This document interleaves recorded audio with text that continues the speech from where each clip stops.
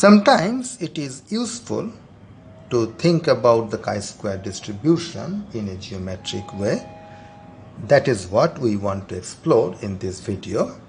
Suppose we are starting with R3, the 3-axis, and here I take a random vector. So the random vector has coordinates x1, x2, x3, and I write them vertically because I want to think of it as a column vector. Where all these xi's are random, not only that, I assume that xi's are IID normal 0, 1. Now I want to know what is the length of this vector. In particular, I am interested in the squared length. By definition, that is x1 square plus x2 square plus x3 square, and that we immediately recognize as a chi-square with degrees of freedom 3, random variable.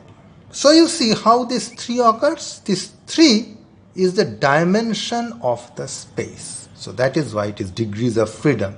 The amount of freedom that it has, it can move in all 3 dimensions. Now of course this can be generalized very easily to Rn. Then it just will change from 3 to n. So you can think of it as the distribution of the norm square of a random vector whose components are IID normal 0, 1. So that is essentially a restatement of the definition. Now let's get a little more interesting.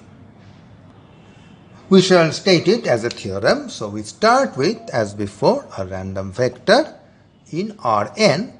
When I write this, you understand that x has components x1, etc. up to xn, and they are IID, standard normal.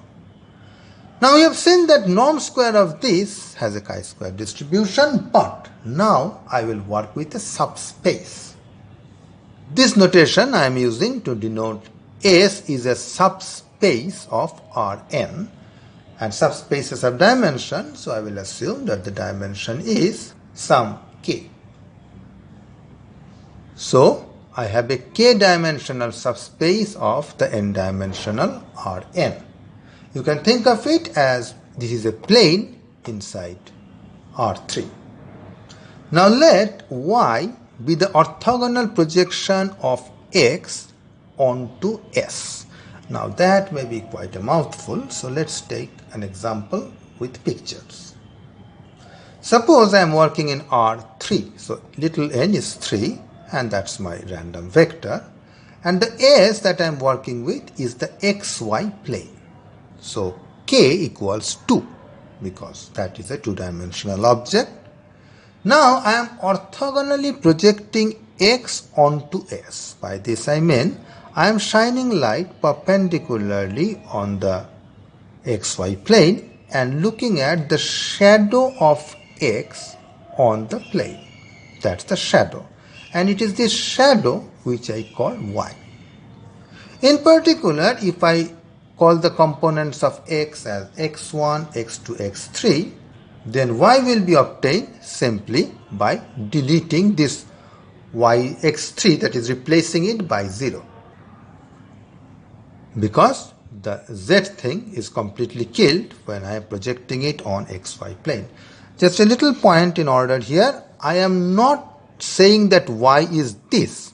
That will be something in R2, not even in R3. So it cannot be in S. I am writing a 0 here. So this is in R3. Now my theorem is about the norm square of this y. Can you guess what the norm square of y will behave like? If I look at in this example, it is x1 square plus x2 square. That should be chi-square with degrees of freedom 2, because I have dropped x3. In general, you can guess that it should be chi-square with degrees of freedom k, which is very natural because y is constrained to lie inside S, and S has dimension k, so its freedom is now restricted, and that restricted freedom is just k. Earlier it was n. If you put S equal to entire Rn, in that case this will be, y will be same as x, and you will get back your original definition that it is chi-square with degrees of freedom n. Now let's look at the proof. We start with V1 to Vk, an orthonormal basis of S. Then we can extend it to an orthonormal basis of entire Rn. I call the extended basis V1 to Vn. Again, thinking in terms of our example, my S was the xy plane, so I can take as my basis this and this. That is 1, 0, 0 and 0, 1, 0. I can extend it to a basis of the entire thing. It's not just a basis, it's an orthonormal basis. I can extend it by appending with it the z-axis, that is 0, 0, 1, E1, E2 and E3. So V1 to Vk are these two, and I extend it to all the way, then I have appended this third one. I construct a matrix, an n by n matrix Q, with all these vectors lying horizontally. That's why I put transpose signs. By default, I consider my vectors as column vectors, so they are all lying down. And this matrix, because its rows constitute an orthonormal basis, it must be an orthogonal matrix. What I will do is, I will now try to express my vectors, my x vector, etc., in terms of this new basis. That will amount to computing z equals qx. Now you should understand the significance of this, because this qx is actually n cross 1 vector, where the first entry is v1 prime x, last one is vn prime x. So these are precisely the coefficients of my orthonormal basis when I express x in terms of that vector. I mean express x in terms of that orthonormal basis. In other words, if I call the components of z, z1 to zn, then I have z1 v1 up to zk vk and goes on all the way up to zn vn. Unclearly understand that you see why this holds. Now notice when I am projecting x onto S, I am basically retaining only this part, because this is inside S while this part is orthogonal to S. So this part is precisely my y.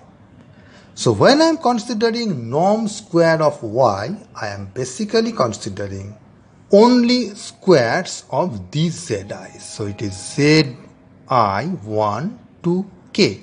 Because these are orthonormal vectors, so norm square is simply sum of squares of the coefficients.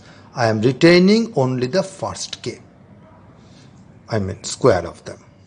So let us see what is the distribution of zi's. If I can show that the zi's are IID normal 0, 1, I have achieved my goal, because this will have chi-square with k degrees of freedom.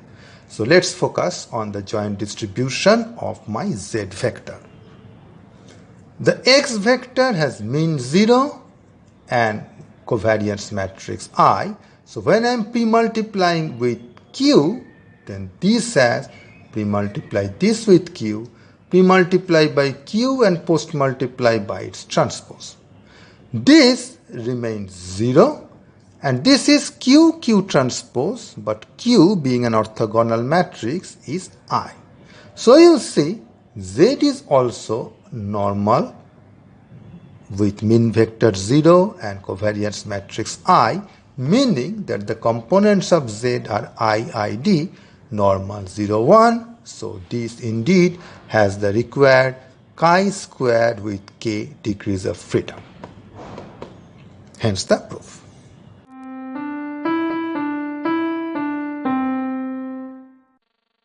We have seen that if x follows multivariate normal 0 and I, meaning all the xi's are IID normal 0, 1, then the norm square has chi-squared with degrees of freedom n. Indeed, that was the definition. Now what happens if I replace this 0 with some general mean which may be non-zero?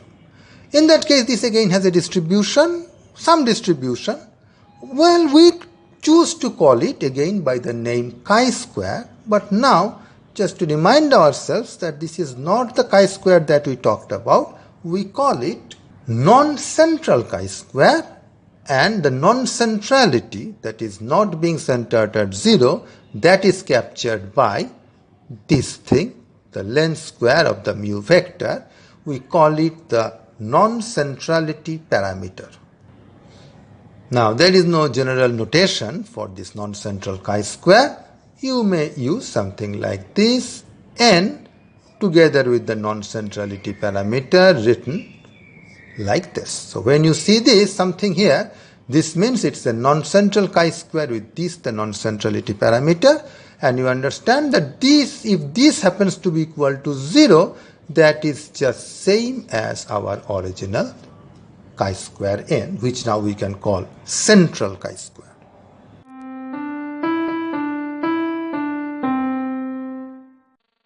This exercise is very much in the spirit of the last theorem. I again start with x1 to xn IID normal 0, 1, and I plan to pack them up into a column vector x, x1 to xn. I again have some subspace of dimension k inside Rn, and I do an orthogonal projection, but this time I project it onto the orthogonal complement of S, not on S.